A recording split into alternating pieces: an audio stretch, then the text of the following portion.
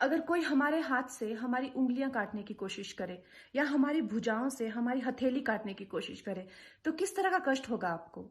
वही कष्ट पहुंचाया है चाइना ने हमें लद्दाख पर अपनी लालची नजरें गड़ा के, और वहां हमारी सीमा का एक एक इंच बचाते हुए हमारे 20 जवान शहीद हो गए हैं। क्या भूल पाएंगे आप उनकी माओं के आंसू, उनकी विधवाओं की चीखें और उनके बच्चों के दिए बलिदान को?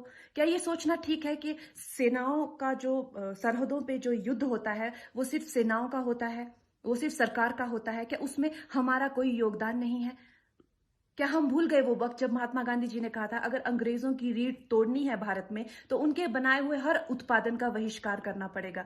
तो क्या ये जरूरी नहीं है कि हम भी इस युद्ध में हिस्सा लें, क्योंकि लद्दाख सिर्फ एक जमीन का टुकड़ा नहीं है, भारत की अस्मिता का एक बहुत बड़ा हिस्सा है, भारत की हथेली है। हम उसे किसी तरह से इस दुश्मनों के उनके गंदे इरादों में सफल नहीं होने दे सकते। तो क्या हम लोगों को इसमें हिस्सा नहीं लेना चाहिए कि जो चाइनीज जितनी भी गुड्स हैं, जितने भी उनके प्रोडक्ट्स हैं, जिन भी कंपनीज में उन्होंने इन्वेस्ट किया हुआ है, उनसे उनको रिटर्न्स आते हैं, रेवेन्यूज आते हैं, ऑर्गेनाइजेशंस हैं, उन सब का बहिष्कार करें, ताकि वो उस संपत्ति से जो यहां से इंडिया से इकट्ठी करके जाते हैं, उस संपत्ति से हथियार खरीद के हमारे सैनिकों के सीने छन्नी करते हैं। तो क्या हम उन इस युद्ध में हम चाइना का साथ दे सकते हैं? आप बताइए।